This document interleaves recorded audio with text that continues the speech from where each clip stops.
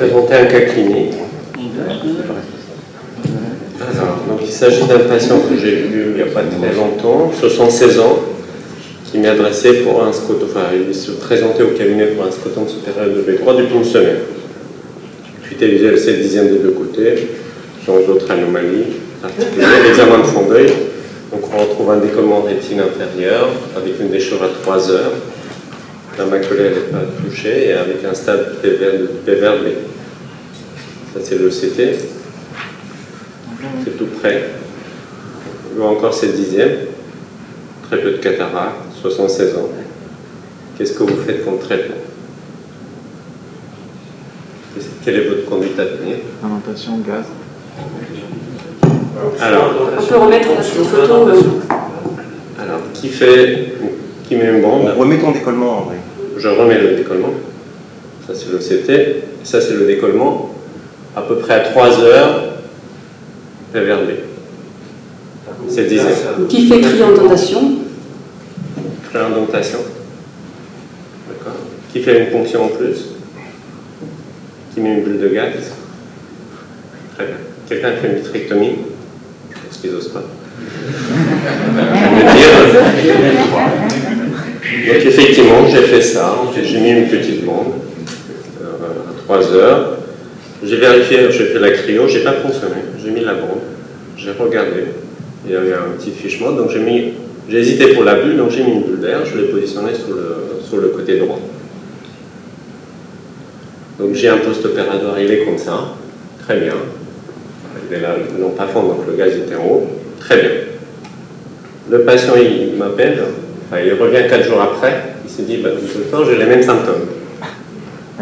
Donc je regarde bien à 3 heures, votre PVR, il fait une déchirure à 8 heures. Comme il était positionné sur le côté droit, avec un nouveau décollement qui recommence.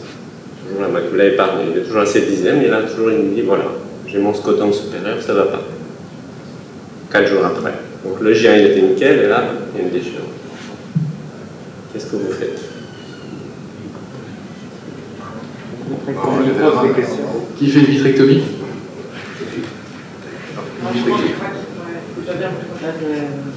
Qui va enlever l'indentation et met une nouvelle indentation? C'est une question Pour l'instant, vous voulez, je vais vous dire ce que j'ai fait, si vous voulez, mais je n'ai discuté avec le patient, initialement je voulais remettre une radière, là. Mais bon, il n'était pas trop chaud pour faire une chirurgie externe. On a discuté un peu, donc finalement je suis passé pour une vitrectomie. Je l'ai opéré. Un mois après, il était à 7 dixièmes. Je n'ai pas retiré l'indentation de l'autre côté, je l'ai laissé. J'ai fait du laser en fait, gaz. Donc, un mois après, il était bien. Il était à 7 dixièmes, la macularité. Après, 6 mois après, il a fait sa cataracte. Donc, il était tombé à 3 dixièmes, je l'ai opéré de sa cataracte. Et après, forcément, il a récupéré mieux, il a 10 sur 10. Il a le pseudophase, donc il voit mieux de l'œil gauche. Je n'ai pas le CT parce que c'est pas moi qui l'ai vu après la FACO, mais voilà. J'ai beaucoup hésité en fait pour le gaz parce que initialement je ne voulais pas. J'ai vu en fait qu'il y avait un fichement, etc. J'ai dit bon, je mets une bulle de SL6, je l'ai positionné, nickel. Et après, pour la deuxième, est-ce que je mets un radiaire? Est-ce que c'est la question. Et est-ce que systématiquement, donc vous êtes pour remettre une bulle? Ouais.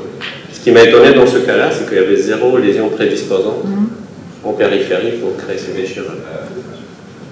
Il a fait un décollement de rétine. Oui.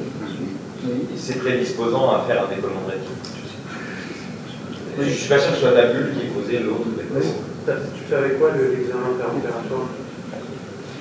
Péropératoire? Oui, pour l'indentation. Tu utilises quoi comme système de visualisation? Ah, moi j'ai mon verre quadrat, j'en passe en quadrat.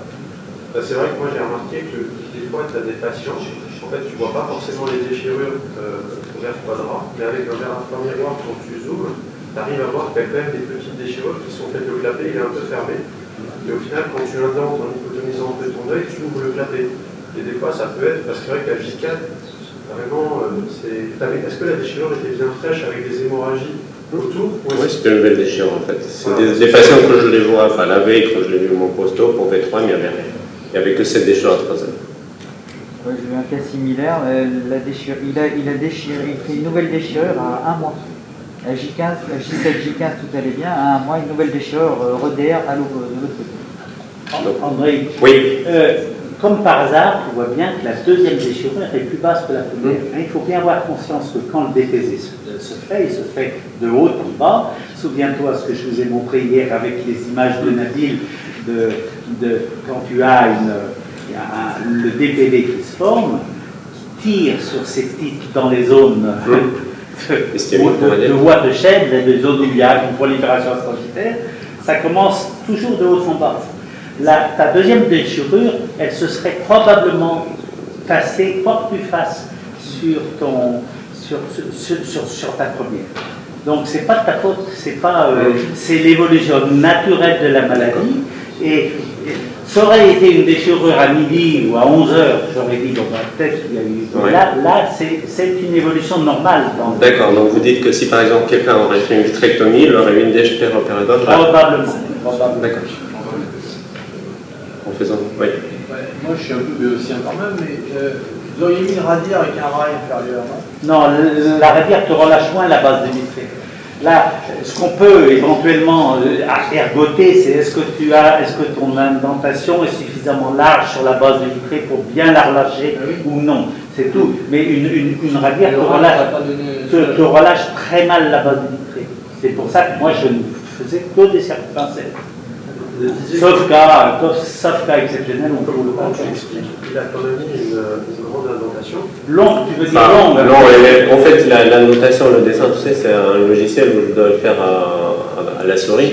Oui. Là, tu as pris 3 cadres. Oui, non, mais en fait, normalement, comme il y a le muscle, en fait, je mets un passant collant par l'autre, après je fais mon dessin comme ça. Ça ne correspond pas toujours. Mais au contraire, c'est très bien, c'est-à-dire que ça permet de raccourcir Oui, mais. la base. En tout cas, c'est très fréquent d'avoir une déchirure qui se forme à l'opposé de la première déchirure. Oui. Et Par contraction de la base vitrée et qui vraiment qui a ce déchirage opposé. Et après, qui aurait remis une indentation là, en deuxième indentation? moi. Je pense que c'est En allongeant. Comme tu as déjà la place de la première, conserve. Moi j'ai pensé, j'en ai discuté aussi avec le patient. Voilà. Finalement, je n'ai pas opté pour une vitrectomie. Mais c'est déjà bien que tu aies fait une indentation, moi je trouve. Enfin, c'est déjà une très bonne indication pour la première.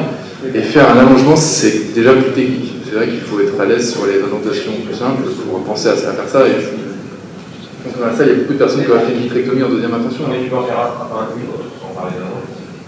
À cause d'une deuxième intention. Moi, je fais une deuxième, je ne touche pas à ce que j'ai fait. Ou alors, je fais la vitrectomie, mais d'emblée. Et j'aurais probablement cette déchirure à en faire.